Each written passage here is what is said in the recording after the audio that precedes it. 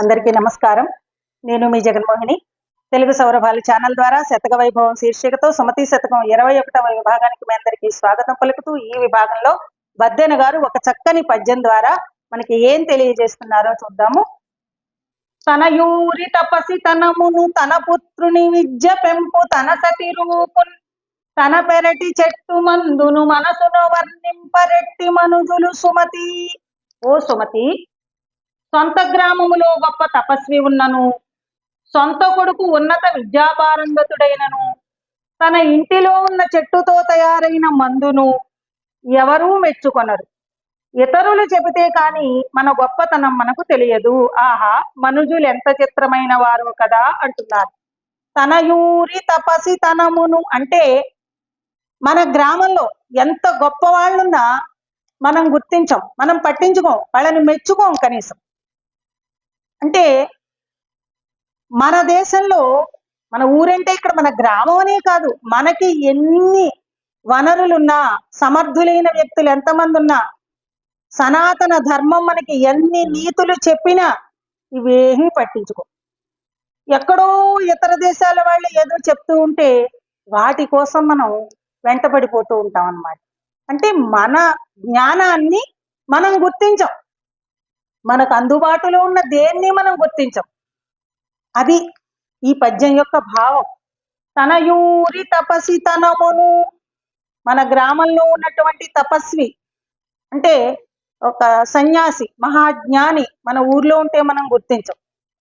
ఎక్కడో దూర దూరాలు వెళ్ళిపోతాం దర్శించుకోవాలని, కానీ మన ఊళ్ళో ఉన్న గొప్ప వ్యక్తుల గురించి మనం పట్టించుకోం.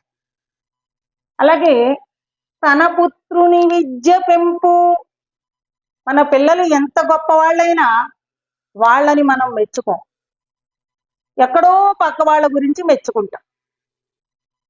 ఎక్కడ దాకానే ఎందుకు, మన దేశంలో ఎంతో చక్కగా ఆటలాడేటటువంటి ప్లేయర్స్ ఉన్నారు, వాళ్ళ గురించి పెద్దగా పట్టించుకోం. ఏదో ఇతర దేశాల వాళ్ళు ఆ ఆటల్లోనూ లేకపోతే పాటల్లోనూ నెగ్గితే వాళ్ళ గురించి పొగిడేసుకుంటాం.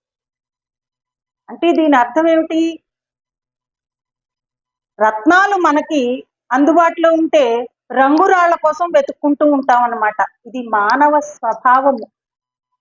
తన పెరటి చెట్టు మందును, తన పెరటి చెట్టు మందును అంటే మనకి వెనకాల పెరట్లో, పెరడు అంటే ఇంటి వెనుక వైపు ఔషధ గుణాలున్న మొక్కలు ఉన్నాయనుకోండి, వాటితో మందు తయారు చేసాం.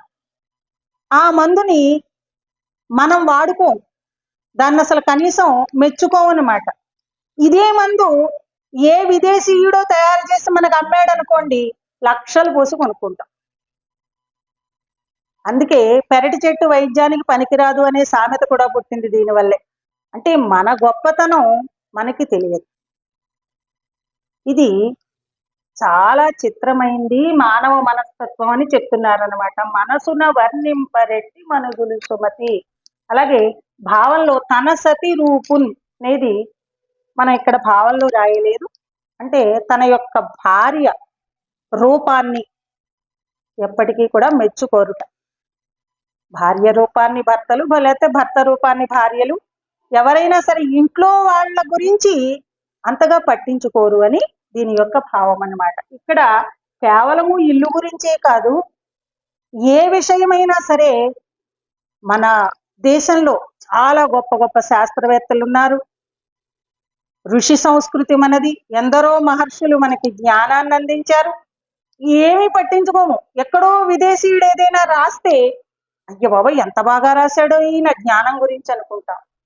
సనాతన ధర్మం, ఈ ధర్మాన్ని మనకు అందుబాటులో ఉన్నదాన్ని మనం వదిలేస్తాం. గీతాచార్యుడు చెప్పిన భగవద్గీత శ్లోకాలని ఎవ్వరం పట్టించుకో. ఎవరో ఏదో చెప్తే అది పట్టుకుని మనం ఇదే జ్ఞానం అనుకుని వెంపర్లాడుతూ ఉంటాం అన్నమాట. అలా కాకుండా మనకి ఉన్నటువంటి జ్ఞానాన్ని ముందుగా మనం తెలుసుకోవాలి అని ఈ పద్యం యొక్క భావం అన్నమాట. బద్దెన గారు దీని ద్వారా మనకు అది తెలియజేస్తారు. విన్నందుకు మీ అందరికీ ధన్యవాదాలు. ఈ వీడియో కనుక మీకు నచ్చినట్లయితే లైక్ చేయండి, షేర్ చేయండి, సబ్స్క్రైబ్ చేయండి. మరో మంచి వీడియో చేసే అవకాశాన్ని నాకు. Thank you.